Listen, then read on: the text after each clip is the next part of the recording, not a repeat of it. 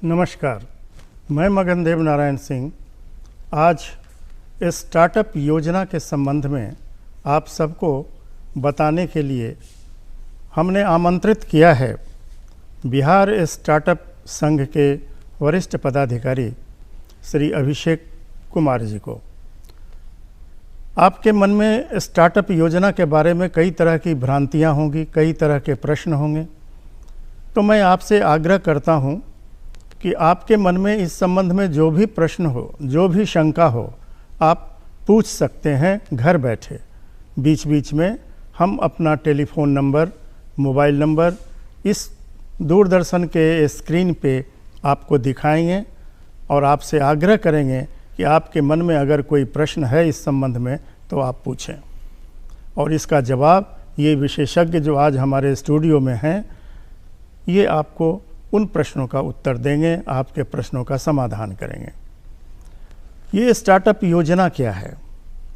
Actually ये बिहार सरकार की योजना है और इससे पूर्व केंद्र सरकार ने भी स्टार्टअप योजना लागू की थी और केंद्र सरकार के स्टार्टअप योजना को सारे राज्यों ने लागू किया, बिहार भी लागू किया। सर्वप्रथम बिहार में हमारे मुख्यमंत्री 2017 में इस योजना को लेकर के आए थे, फिर 5 साल के लिए लेके आए थे। 5 साल पूरा होने के बाद 2022 में पुनः इस योजना को लागू किया गया है और ये योजना अभी कार्यरत है। अब ये योजना क्या है? एक्चुअली ये योजना रोज़गार मुहैया कराने के लिए है। आप अगर कोई योजना आप मन में है, कोई प्रोजेक्ट है आपके मन में, तो वो प्रोजेक्ट लेकर के आएँ और आपको लगता है कि इस प्रोजेक्ट पर मैं काम करूँगा, कैसे करूँगा, फाइनेंस कहाँ से होगा, किस तरीके से मैं इस योजना को लेके आगे बढ़ूँ, तो इस सारे प्रश्नों का जवाब ये आपको देंगे अभिषेक जी।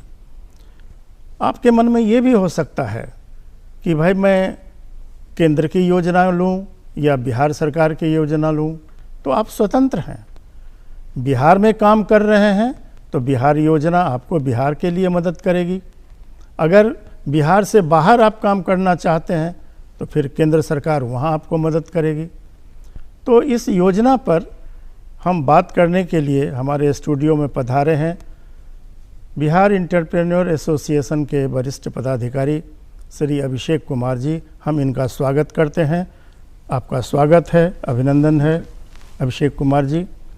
और मैं चाहूँगा कि हमारे दर्शक को आप ये बताएं कि ये योजना क्या है, इसका उद्देश्य क्या है और इस योजना को लेकर के वो कैसे आगे बढ़ें जो एंटरप्रेन्योरशिप के लिए आगे आना चाहते हैं, कोई उद्योग लगाना चाहते हैं, तो कैसे वो प्रोसीड करें, कैसे आगे बढ़ें। सबसे पहले तो ये जानना ज़रूरी है कि स्टार्टअप का जो ये योजना जो पूरे देश में आया और केंद्र सरकार ने लाया और बिहार सरकार ने लाया, तो उसका उद्देश्य जो है कि रोज़गार सृजन है। हमारा देश सबसे ज़्यादा युवा वाला देश है और हम लोगों ने अमेरिका, चीन, इज़राइल, जो बाकी जो जितने भी डेवलप्ड देश थे उनसे हम लोगों ने सीखा कि वहाँ के स्टार्टअप्स बड़े डेवलप किए। वहाँ गूगल आया, फेसबुक आया, पहले उससे पहले याहू था, फिर आपका यूट्यूब आया। तो उसको देख करके हुआ कि नहीं, हमारे देश में भी हमारा जो युवा जो शक्ति है, जो इंटेलिजेंस है, जो हमारे युवा लोग टेक्नोलॉजी में इतना नॉलेज रखते हैं, तो उन सबको हम लोग एक योजना के तहत जोड़े और उनके पास अगर कोई बिज़नेस करने का आइडिया हो, कोई नया इनोवेटिव आइडिया हो, तो उसके लिए सरकार उसको समर्थन दे। इसी सोच के साथ भारत सरकार ने 2016 जनवरी में स्टार्टअप इंडिया पॉलिसी लॉन्च हुआ और बिहार सरकार ने 21 मार्च 2017 को माननीय मुख्यमंत्री जी ने स्टार्टअप बिहार पॉलिसी लॉन्च किया। जैसा कि आपने बोला कि स्टार्टअप बिहार की पॉलिसी 5 साल के लिए थी। उसमें कोई भी अगर आइडिया आपको लगता है कि ये मेरा इनोवेटिव है, कुछ नया आइडिया है, तो वो आप ऑनलाइन अप्लाई कर सकते हैं। स्टार्टअप बिहार के वेबसाइट पे आपको अलग अलग स्क्रीनिंग प्रोसेस में बुलाया जाएगा और उसके बाद आपको 10 लाख रुपए इंटरेस्ट फ्री लोन आपको दे दिया जाएगा। मतलब 10 साल तक आपको इंटरेस्ट नहीं लगना है और 10 साल काफ़ी है किसी बिजनेस को देखने के लिए कि कितना चलेगा, नहीं चलेगा या सक्सेसफुल बनाने के लिए। इस तरह की योजना जब भारत सरकार ने स्टार्टअप इंडिया पॉलिसी लागू की तो वो पॉलिसी मिनिस्ट्री ऑफ कॉमर्स के अंदर में स्टार्टअप इंडिया पॉलिसी आया। उसके बाद स्टार्टअप इंडिया ने क्या किया कि अलग अलग देश में इंक्यूबेशन सेंटर्स को चुने। इंक्यूबेशन सेंटर क्या होता है? जहाँ पे कोई स्टार्टअप या कोई युवा युवती अगर कोई आइडिया लेकर के आता है तो उसका एक मूल्यांकन होता है, उसको बोलते हैं हम लोग बिजनेस आइडिया वैलिडेशन, कि आपका आइडिया वैलिड है कि नहीं, फिजिबल है कि नहीं, किस ज्योग्राफी में फिजिबल है। हो सकता है लद्दाख में फिजिबल हो, महाराष्ट्र में फिजिबल नहीं हो, बिहार में हो, आसाम में नहीं हो। तो उसको चेक करने के लिए इंक्यूबेशन सेंटर हुआ, और इंक्यूबेशन सेंटर में अलग अलग सेक्टर के, अलग अलग क्षेत्र के मेंटर्स दिए गए।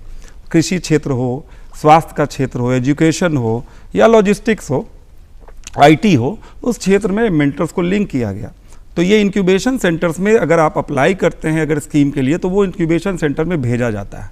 फिर वो इंक्यूबेशन सेंटर रेकमेंड करती है मिनिस्ट्री को कि आपको फंड इतना दिया जा सकता है, चाहे वो 4 लाख है, चाहे वो 2 लाख है, चाहे वो 25 लाख तक की भी स्कीम है।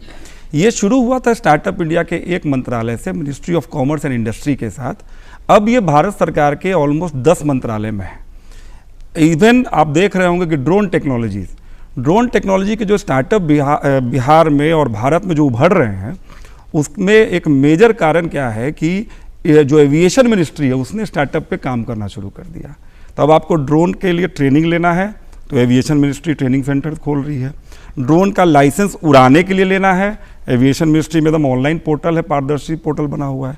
तो वैसे ही मिनिस्ट्री ऑफ इलेक्ट्रॉनिक्स आईटी, अगर आईटी में आपका स्टार्टअप है तो आपको मिनिस्ट्री ऑफ इलेक्ट्रॉनिक्स आईटी का टाइड 2.0 स्कीम है।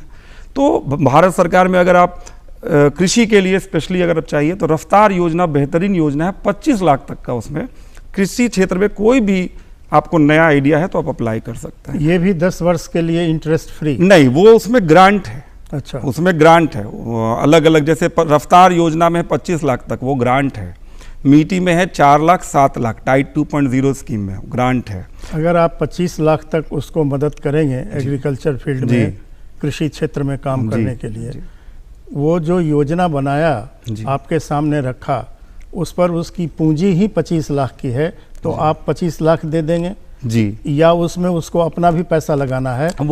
वो जब योजना जमा किया जाता है तो उसकी टीम की क्षमता देखी जाती है। अच्छा। कि इसके लिए मेन काम यही है या सेकंड ऑप्शन ये है। अब मान लेते हैं कि मैं कहीं पार्ट टाइम जॉब भी कर रहा हूँ, साथ में बिजनेस कर रहा हूँ, तो मेरा मेन प्रायोरिटी नहीं है वो। एक चीज़, दूसरा चीज़ हो सकता है कि हम खुद ही कोडिंग करते हैं, खुद ही एप्लीकेशन बनाते हैं। एक होता है कि हम दूसरे को आईटी इंजीनियर को हायर करके बनाते हैं। तो दोनों में टीम का क्षमता का एक मूल्यांकन होता है। जैसा मैंने बोला कि अलग अलग पैरामीटर्स में मूल्यांकन करते हैं। बहुत बार है कि अच्छे अच्छे जो आइडियाज़ को भी 5 लाख रुपया दिया गया है, हमने देखा है। और कुछ लोग जो ज़्यादा मेहनत और ज़्यादा फुल लगन से उसमें काम कर रहे थे, फुल टाइम काम कर रहे थे, उनको 20 लाख तक दिया गया रफ्तार योजना में। तो योजना डिपेंड करता है कि कैसे कैसे इंक्यूबेशन सेंटर जो हैं वो उसमें अप्लाई कर रहे हैं और कैसे उनका मूल्यांकन। माफ़ कीजिएगा, थोड़ा रोकना चाहूँगा। एक दर्शक हमारे कुछ प्रश्न आपसे पूछना चाहते हैं, तो मैं उनसे कहूँगा कि आपका जो भी प्रश्न है आप बेधड़क पूछ सकते हैं और अभिषेक जी आपके प्रश्न का समाधान करेंगे।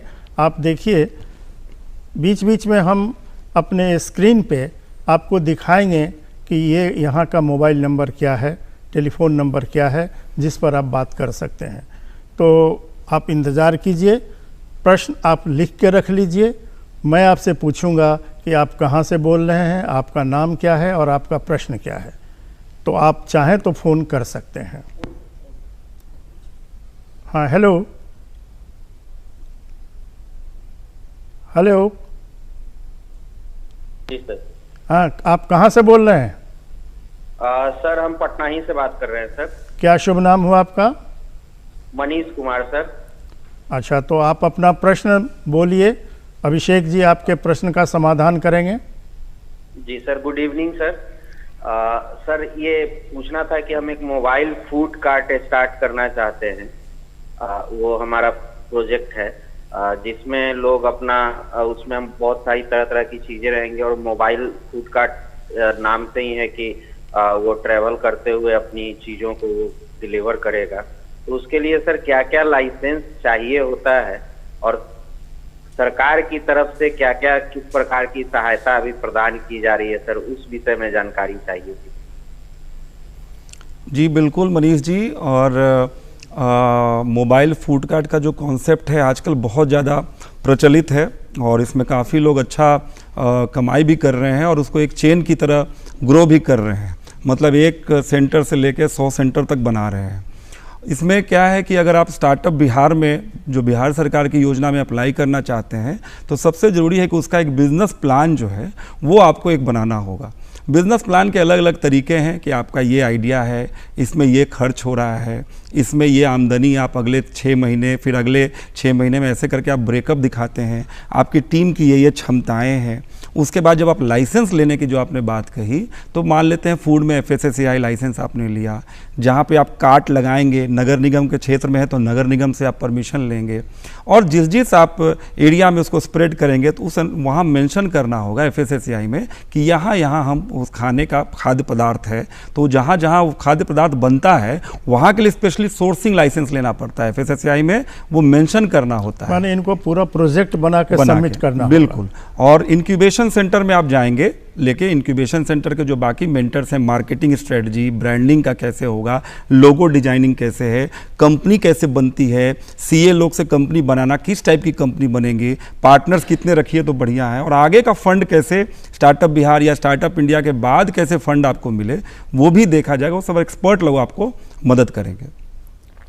क्या आप संतुष्ट हुए इस उत्तर से या और कुछ पूछना है आपको इस संबंध में? लगता है कि आपके जवाब से वो संतुष्ट हो गए हैं और अब वो कोई प्रोजेक्ट बना के ही संपर्क करेंगे आप लोगों से। जी बिल्कुल। ताकि वही साइंटिफिक तरीका भी है जैसा कि आपने बताया है। अब आप ये बताएं कि हमारे उत्तर बिहार और दक्षिण बिहार के लिए कौन सा भी योजना फिजिबल है, जिस क्षेत्र में लोग काम करने के बारे में सोचें कि इनको यहाँ एक तो प्रोडक्शन है, एक मार्केटिंग है।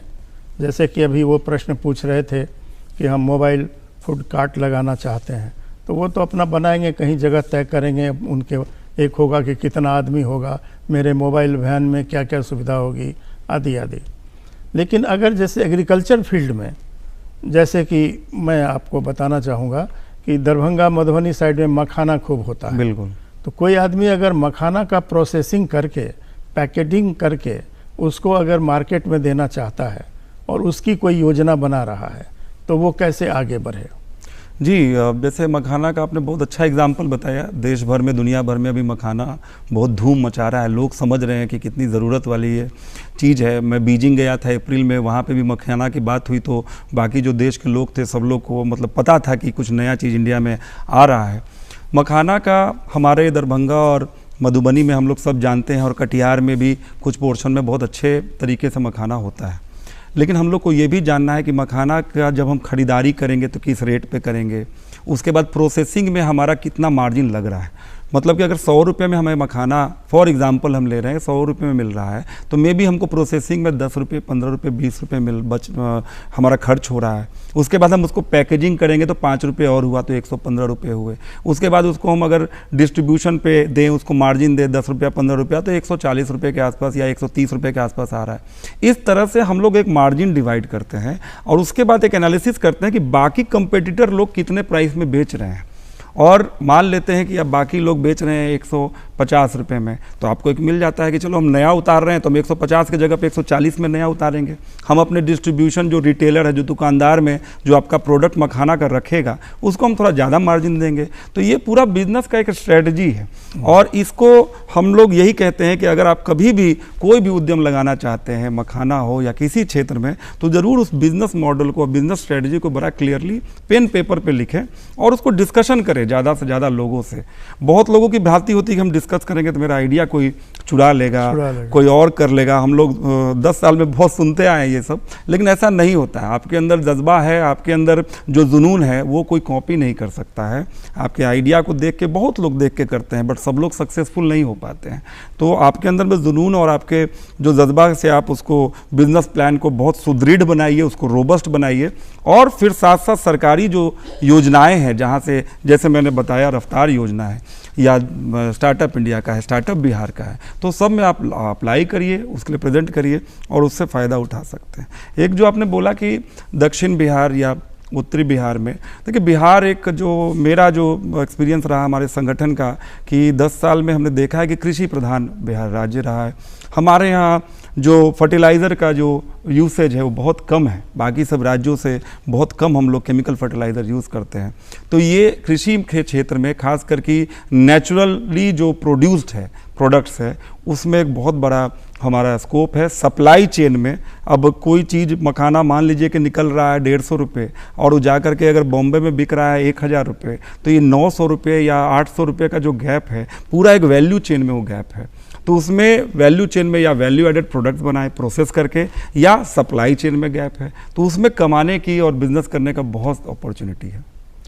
अच्छा, ये कुछ दिन पहले ये चर्चा चली थी, बिहार सरकार में भी चर्चा हुई थी कि विदेश से खास करके चाइना से बहुत सारे खिलौना आते हैं हमारे यहाँ बिकने के लिए, लेकिन हमारे यहाँ ये खिलौना उद्योग क्यों नहीं विकसित हो पाता है? और कोई आदमी अगर इसमें आना चाहे तो आप उसको कैसे असिस्ट करेंगे? एक तो ये बहुत इंटरेस्टिंग क्वेश्चन है कि हम लोग चाइना से जब कंपेयर करते हैं तो एक चीज़ हम लोगों को जानकारी मतलब है कि मैं चौथी बार चाइना जा रहा हूँ सितंबर में, 22 सितंबर को फिर से। तो वहाँ पे है कि हर चीज़ कोऑपरेटिव मॉडल पे चलता है। अगर एक मौजा बनाने का अगर आप खोजेंगे तो एक साथ 100 मौजा बनाने वाले कोऑपरेटिव मिलेंगे। अगर आप एक मोबाइल का चार्जर हम लोग जो लेते हैं तो छोटा सा मोबाइल का बैटरी लेते हैं तो एक साथ 100 फैक्ट्रियाँ लगी हुई हैं, तो उनका जो प्रोडक्शन का जो कॉस्ट है बहुत लो हो जाता है। और जब कोई खरीदारी करने के लिए जाते हैं तो एक साथ उसको पूरा मंडी मिल जाता है। जैसे हम लोग के यहाँ हटिया होता है सब्जी के लिए और बड़ा मंडी होता है, तो वैसे ही वहाँ पे हर चीज़ का मंडी है। तो ये हम लोगों को जब हम लोग भी क्योंकि मेक इन इंडिया में हुआ है कि भाई हम लोग भारत में ज़्यादा चीज़ बनाए, खास करके हम लोग चाइना का जो सामान यूज़ कर रहे थे उस डिपेंडेंसी कम हो, कम से ज़्यादा हम अपने यहाँ बनाए, कम से कम हम वहाँ से मंगवाएं। और ऐसा ड्रोन से लेके हर जगह रोक भी लग रहा है, नियम बन रही है। लेकिन साथ ही साथ ये भी देखना है कि जैसे आपने खिलौने की बात की जो कि सबसे ज़्यादा मुझे लगता है घर घर में हम लोग खरीद रहे हैं, और प्लास्टिक के जो खिलौने हैं बहुत सस्ते वहाँ से आ जाते थे।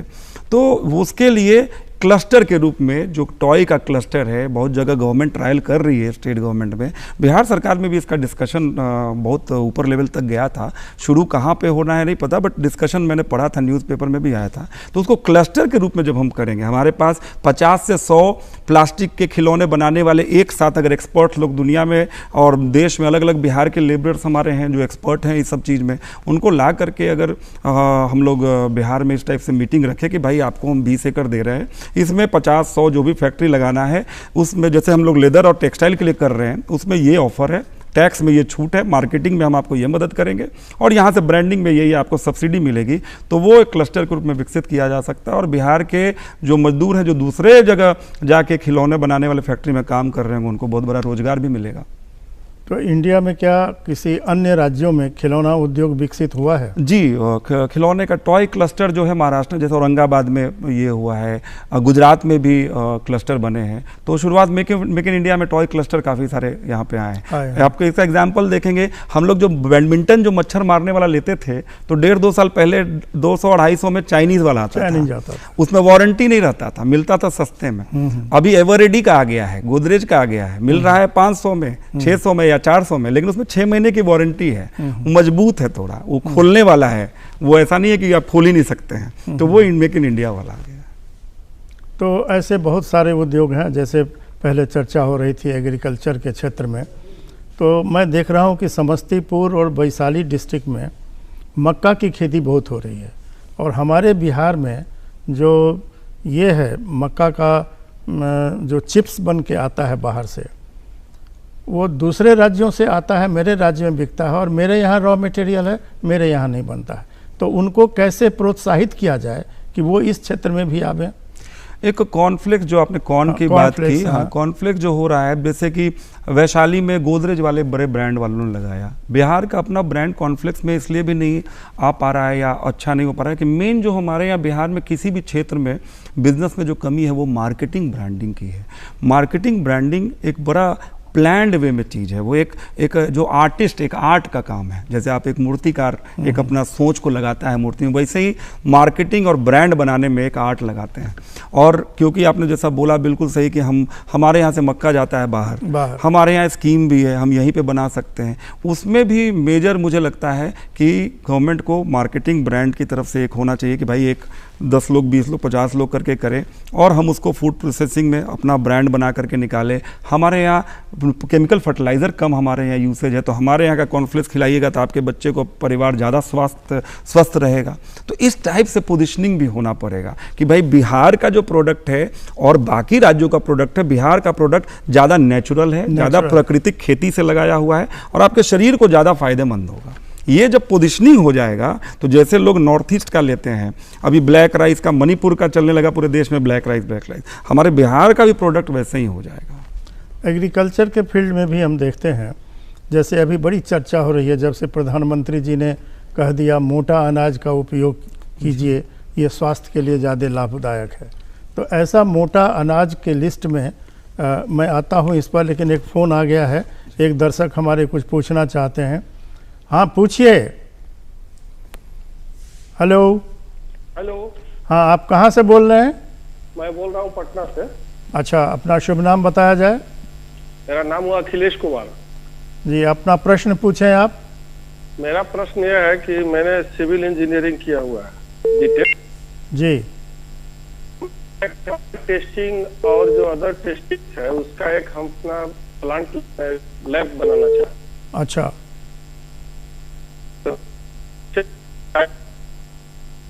ये आवाज कट रही है आपकी, लगता है नेटवर्क प्रॉब्लम है। हेलो। हाँ बोलिए। हाँ, मैंने उसी के लिए हम टेस्टिंग लैब लगाना चाह रहे हैं। अच्छा। हाँ, तो उसमें क्या इसमें स्टार्टअप इंडिया से कुछ मदद मिल सकती है? बताइए। ये बता रहे हैं किस चीज का टेस्टिंग लैब लगाना चाहते हैं आप? हाँ हाँ, ये सॉइल टेस्टिंग हुआ, उसका स्ट्रेंथ टेस्टिंग है, रॉड का, सरिया का, या फिर अंडरग्राउंड जो हम लोग सिविल वर्क करते हैं। अच्छा अच्छा तो अच्छा। उसमें अंडर का फिर बहुत सा टेस्टिंग होता है, उसके लिए बहुत से बिहार सरकार का अपना लैब है ऑलरेडी। अच्छा, तो उसी में हम चाह रहे हैं कि अपना भी हम एक खोलें। तो आप जैसे एक मूल्यांकन किए होंगे कि जैसे मान लेते हैं लैब है यहाँ पे, तो आपके लैब का भी मार्केट है यहाँ पे, कितने कस्टमर आएंगे, आप मंथली कितना आपके पास रेवेन्यू आ सकता है, ये थोड़ा मूल्यांकन करने की ज़रूरत है। साथ साथ जी, मूल्यांकन का जहाँ तक प्रश्न है सर, काम तो उस क्षेत्र में बहुत है जी, क्योंकि जितना भी है, जो भी कॉन्ट्रैक्टर या एजेंसी है जो भी काम करते हैं इन सब चीजों का, हाँ, उनको तो कहीं ना कहीं किसी लैब से टेस्ट कराना ही पड़ता है। जो डीपीआर वगैरह बनता है तो उसके लिए बिना उसके अप्रूवल के फिर आगे प्रोजेक्ट बढ़ता ही नहीं है। हम अभिषेक जी की बात को थोड़ा स्पष्ट कर देना चाहेंगे। आप जब इस क्षेत्र में काम करना चाहते हैं तो आप एक डेटा कलेक्ट करें कि इस तरह की कितनी कंपनियां हैं जो इस क्षेत्र में काम कर रही है और काम की संभावना कितनी है। ये प्रोजेक्ट अगर आप तैयार करेंगे तो इस क्षेत्र में काम करने में आपको भी सुविधा होगी, फाइनल प्रोजेक्ट बनाने में भी सुविधा होगी, और फिर स्टार्टअप इंडिया आपको मदद भी कर सकेगा जब स्पष्ट हो जाएगा कि आपका जो प्रोजेक्ट है वो फिजिबल है। नहीं तो लगेगा कि भाई ऑलरेडी इतनी कंपनियां काम कर रही हैं तो आप कहाँ सर्वाइव कर पाइएगा। लेकिन अगर 5-10 कंपनी काम कर रही है और रिक्वायरमेंट 100 कंपनी की है तब तो बहुत फिजिबल है। नहीं, ठीक है सर, कंपनीज बहुत कम है इस क्षेत्र में, तभी तो ये आइडिया है मेरे दिमाग में। नहीं तो आप इसको बनाइए, इसको आप प्रोजेक्ट बना के संख्या बताइए। ये मोटा मोटी बात कहने से कि ये कम है या ज्यादा है। पहले हमको सबसे पहले कहाँ संपर्क करना है? आप हम लोग एड्रेस बताएंगे। पटना में ही बिहार उद्यमी संघ का ऑफिस है, इंक्यूबेशन सेंटर है। आप ज़रूर वहाँ पे अपना बिजनेस प्लान लेकर के आइए, बिहार म्यूजियम के सामने बेली रोड पे, और वहाँ पे आप हम लोग इसको डिस्कस करेंगे। बिहार म्यूजियम जो बेली रोड में है जी, उसी के ठीक सामने इसकी ऑफिस है। अच्छा, बिहार उद्योग संघ का। किस नाम से ऑफिस है? बिहार उद्यमी संघ। बिहार उद्यमी संघ। बिल्कुल बिल्कुल। ये बिहार इंटरप्रेन्योरशिप जो है ना, हाँ, इंग्लिश में इंटरप्रेन्योरशिप कहते हैं, इंटरप्रेन्योरशिप एसोसिएशन, हिंदी में बिहार उद्यमी संघ। तो इसके दफ्तर में आप जाएं। तो अपना प्रोजेक्ट का ग्रेजुएशन किए थे, 20 से 25 लाख के आसपास का। नहीं, आप बिल्कुल अप्लाई करिए, बहुत सारे स्कीम है जिससे कि जोड़ा जा सकता है। अगर फिजिबिलिटी होगा तो जरूर उसको उसमें मदद मिलेगी। आप 10 मिनट के लिए वक्त निकाल के उस दफ्तर में चले जाएं, वहाँ पर आपको सारी जानकारी मिल जाएगी। ठीक है सर, धन्यवाद। धन्यवाद प्रश्न पूछने के लिए। तो मैं आपसे चर्चा कर रहा था कि हमारे यहाँ जितने भी प्रोजेक्ट हैं, अब जैसे अभी तो इन्होंने कहा सॉइल टेस्टिंग के बारे में, बिल्कुल, तो सिर्फ सॉइल टेस्टिंग ही नहीं है,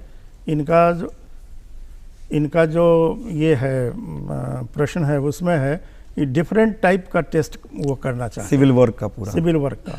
जैसे अगर 2 मंजिला 3 मंजिला मकान बना रहे हैं तो पिलर कितना नीचे जाए, ज़मीन का स्ट्रेंथ क्या है, इसको जानने के लिए कोई मशीन से ही बिल्कुल जैसे एक्सरे हो जाता है वो कर लेंगे, बता देंगे। जी।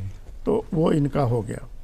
अब और भी क्षेत्र है हमारे बिहार में काम करने का। एक नया सब्जेक्ट हमारे समझ में आया है।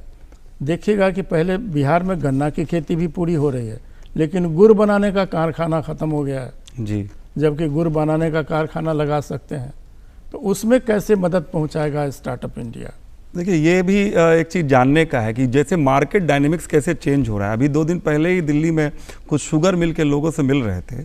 अब क्या हो रहा है कि शुगर मिल का एक टेक्नोलॉजी निकाल दिया है कि जो चीनी बना रहे थे उसमें बस थोड़ा सा मॉडिफिकेशन करके बहुत कम खर्चे में वो लोग निकालने लग रहे हैं गुड़। अच्छा। गुड़ और भुर्रा पूरा। हाँ। तो जो आदमी, हम लोगों ने क्योंकि काफ़ी लोगों को गुड़ की फैक्ट्री भी लगवाई है लास्ट 10 सालों में, लेकिन लखीमपुर खीरी से वो एडवाइजरी ले करके हमने मदद लिया। लखीम खीरी बहुत गुड़ के लिए जाना जाता है, लेकिन अब वो शुगर मिल वाले जब गुड़ लगाएंगे जैगरी, तो उसमें कॉस्ट बेनिफिट नहीं मिल पाएगा। तो इसलिए मार्केट डायनेमिक्स को भी देखते हुए फिजिबिलिटी एनालिसिस करना चाहिए कि क्या बदलाव आ रहा है। बहुत अच्छा सुझाव दिया आपने। और हमारे जो दर्शक हैं, मैं उनको सबसे पहले धन्यवाद देता हूं कि उन्होंने इस प्रोग्राम में रुचि ली और जो उनके मन में प्रश्न था, जो कठिनाइयां उनके समझ में आ रही थी, उन कठिनाइयों के समाधान के लिए उन्होंने प्रश्न पूछा है।